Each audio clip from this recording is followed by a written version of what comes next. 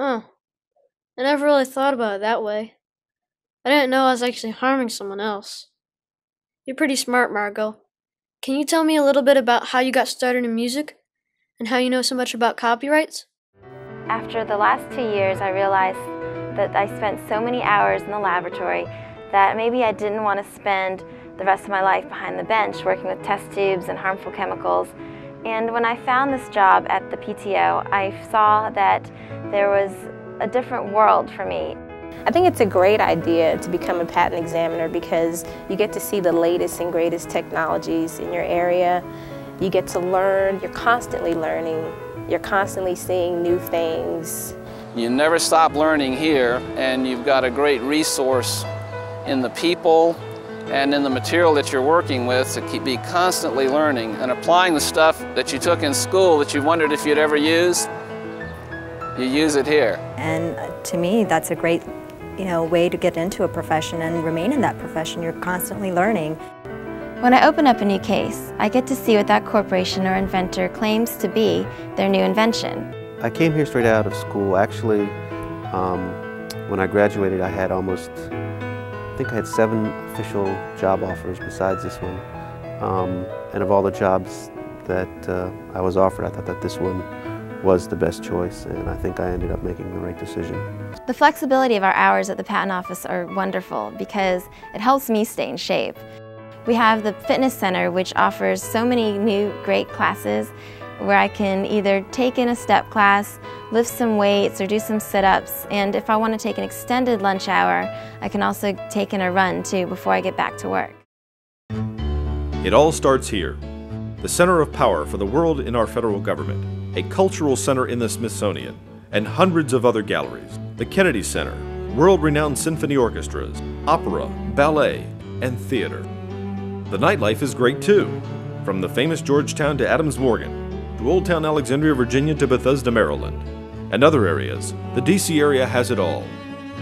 Despite the vibrant center, you are always reminded of history here.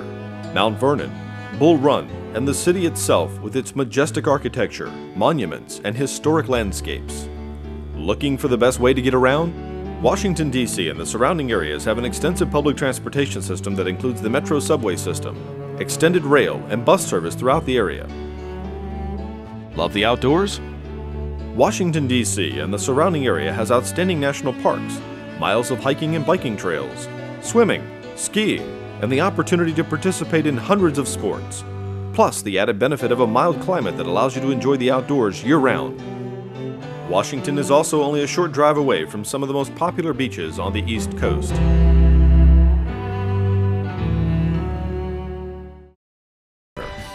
Our benefits package includes options that you won't find as a whole anywhere else. Our earning and promotion potential is highly competitive. We're not your father's federal government. We're the future. On January 10, 2005, USPTO Deputy Director Steve Pinkos joined Alexandria Mayor William Ewell in cutting the ribbons that officially launched free lunchtime shuttle service to Old Town. The buses run every 10 minutes from 11:30 a.m. to 2 p.m.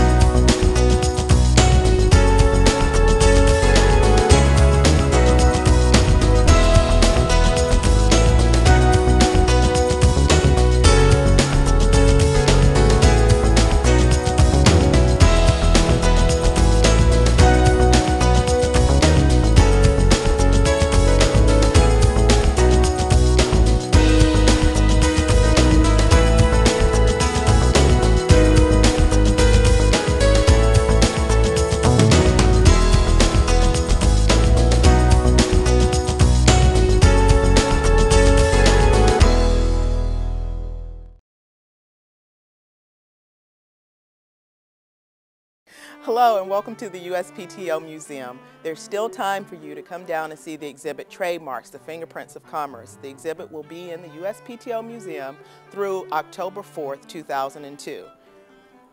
There's still time for you to come down and get a look at the Oscar statuette that was awarded to Betty Davis in 1938. The statuette is actually the original model that was used by the Academy of Motion Picture Arts and Science. Poppin' Fresh. Poppin' Fresh was first introduced to the U.S. in 1965. That's right, he's the same age as I am. Here's another character you'll recognize, Mickey Mouse. And in fact, if you come down to the exhibit, you'll be able to see an original signature of Walt Disney on the 1928 trademark application for the mark Mickey Mouse.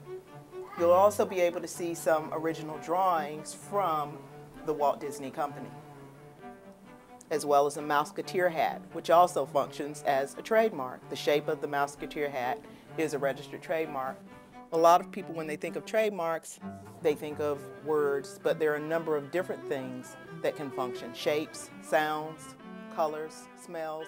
In fact, we have a video which shows some of the more interesting sound and motion marks.